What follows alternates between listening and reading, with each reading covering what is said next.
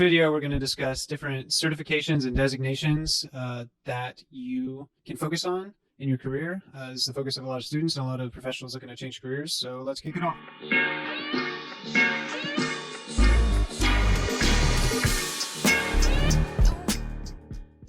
All right, so when thinking about this topic, you need to consider four things. First, what is your career path? Second, what is required for this career path? Third, what is just going to plain enhance your credibility, your skills, and your network? Three things that are very important. And lastly, what is going to be a complete waste of your time and just not worth it? So we'll dig into that right now. I'll cover a lot of career paths and we'll just get straight into it. So based on the criteria I've just mentioned, I've ranked 5 designations, certifications, charters, whatever you want to call them.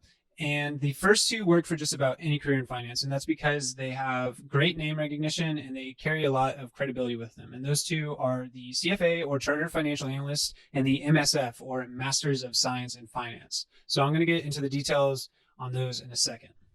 So like I've said, I've ranked 5 certifications. I just named 2, but this is a 3-tier ranking. So I know you're thinking 5 certifications, 3 tiers. What's up with that? So the last 3 completely depend on what you want to do. So odds are, if you get to the point where you're getting a 3rd certification, you don't need to go any further. If you go beyond that, you're just being excessive, or you just want to be a professor or something. At that point, experience matters way more, not just in finance, but in life. That's what employers care about. That's what people care about. That's what will make you better. So certifications only get you so far, so keep that in mind. So that being said, about getting too many certifications, there are some specific certifications that can really boost your career if you know exactly what you want to do. So I've broken these into 3 categories just to simplify things. So I've broken them into corporate finance, asset management, and financial advisory / wealth management.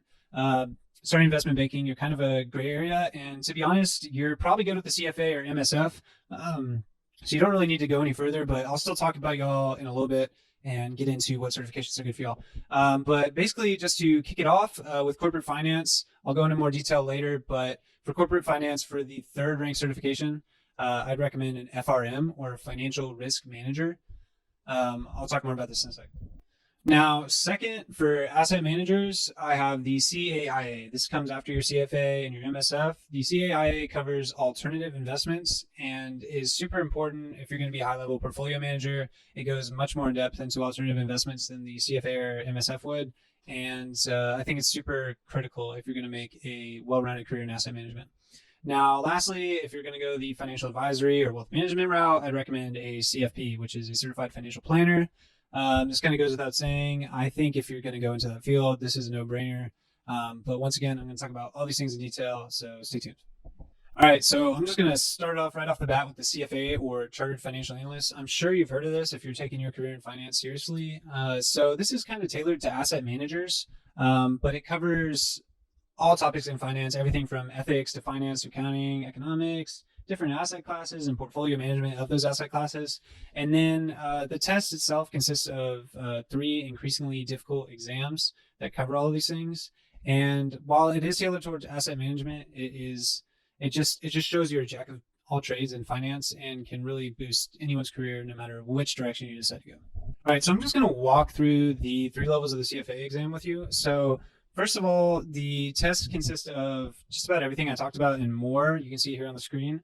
But basically all you need to know is the level 1 is about a mile wide and an inch deep. So it's a huge breadth of knowledge you need to cover, but you don't need to understand everything super in depth. Now the level 2 covers the same topics, but in a much deeper fashion. So you're going to have to understand things on a deeper level and use some critical thinking to apply your knowledge to different situations. And then the level 3 is almost completely writing based. So not only are you going to have to apply it to situations, you're actually going to have to write down exactly how to handle different situations. And it's mostly going to be tailored towards asset classes and portfolio management at that point, not necessarily ethics, quantitative aspects, economics, basic things of that sort.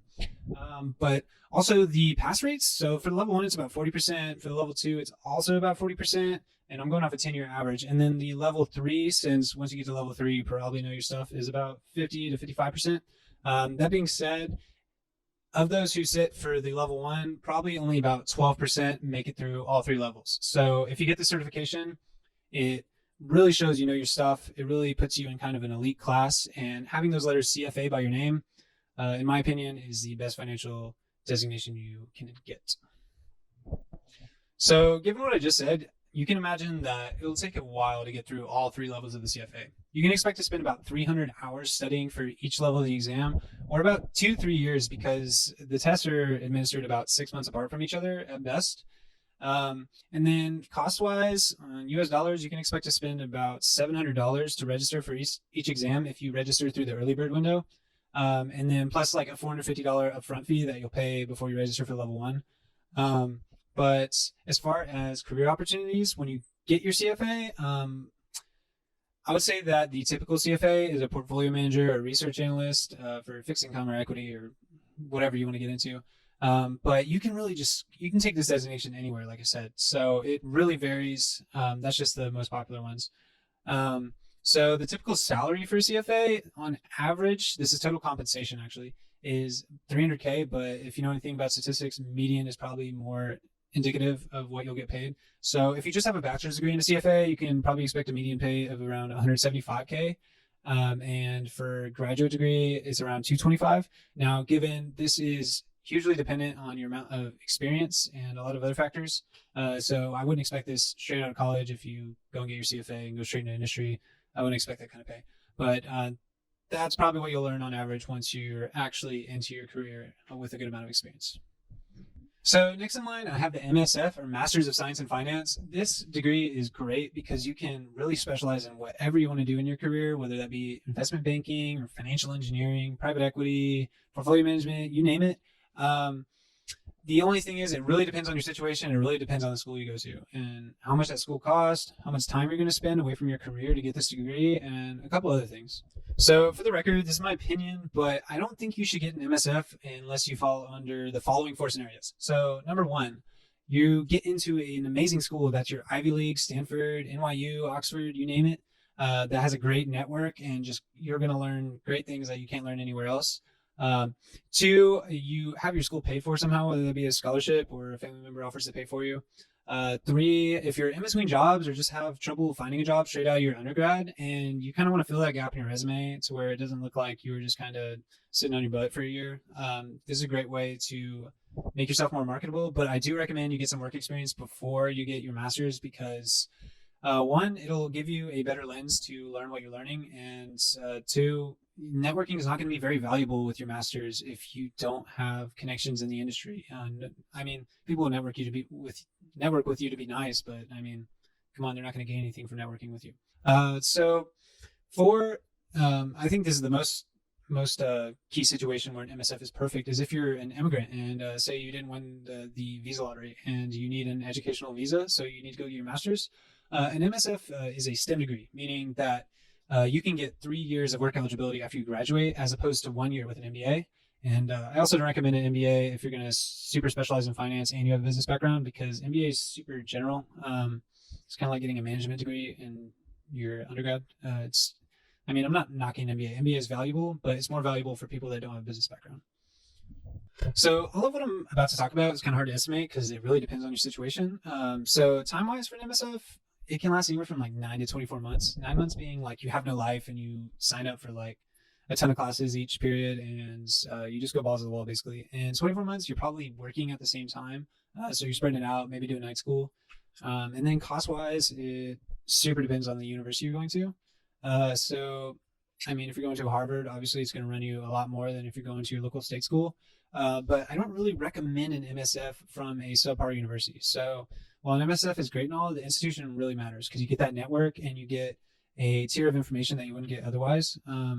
You don't really want it to be an extension of your bachelor's degree. If you went to like a lower tier school, you kind of want a new alumni network and a step up from wherever you went to school, not a step down, or you don't want to stay the same. Because you might as well just go get a charter certification at that point while you're working and earn some money in the meantime.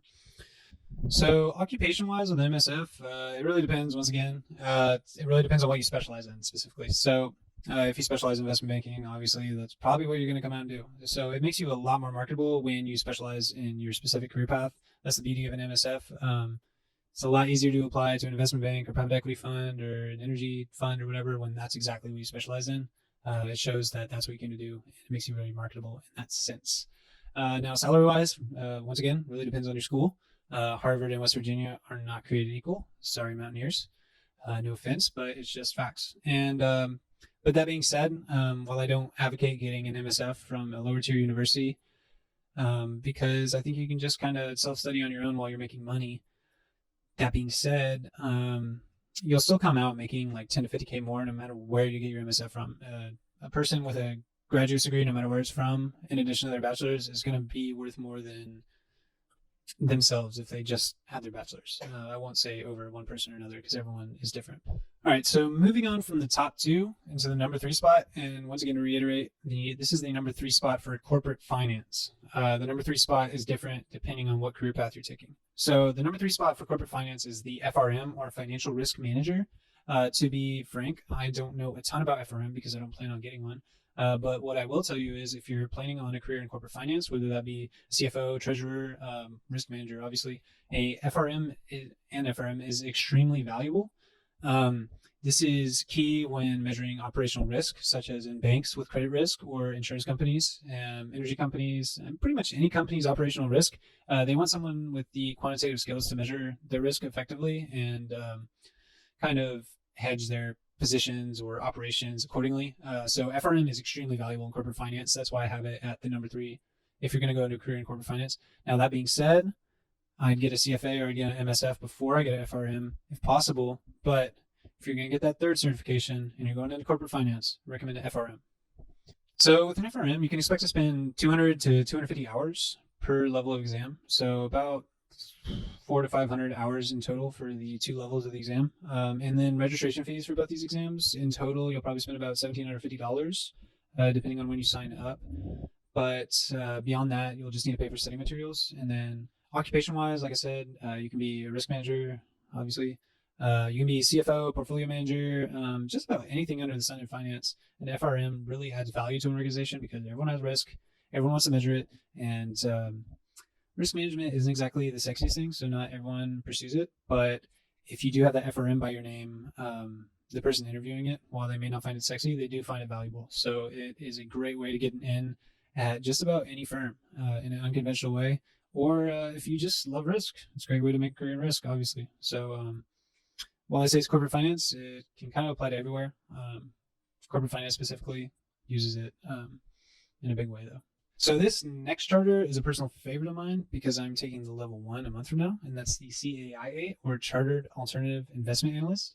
And this is perfect if you want to go work in private equity or for a hedge fund or even a pension fund or family office. They all have huge allocations to alternative investments, so it's super crucial to understand them and not just public equities or fixed income. And then also investment bankers, they cover, most work for a lot of investment bankers deals with exclusively alternative investments. So this is super crucial. Now, that being said, the charter has 2 exams that you can take 6 months apart.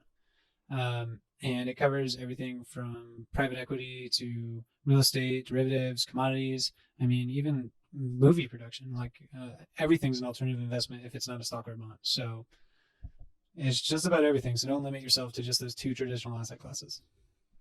So for the CAIA, you should expect to spend about 200 hours studying for each exam, and you should expect to spend like 6 to 12 months overall, depending on if you take them back to back or not.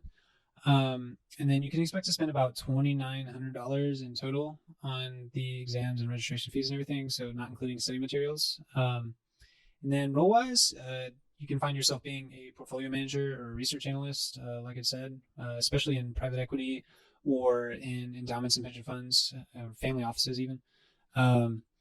Now, salary-wise, it's very hard to tell because data is very limited, but you can expect on average to make 100K. Now, this is a super wide range. But good news is when salary data is not readily available, it usually means it's on the higher end. So you do what you want with that info. All right, last but not least, for you financial advisors and wealth managers out there, we have the CFP, or Certified Financial Planner. I think this is a must-have for anyone in the financial advising space, especially. Now, that being said, this is the 3rd rank certification behind CFA and MSF, but I don't think if you're a traditional financial advisor for your average Joe, I don't think you need a CFA or an MSF, especially an MSF. I think your time is better spent marketing with potential clients. You're not going to get super into the weeds on investments as a traditional financial advisor, so there's no point in getting that specialized knowledge.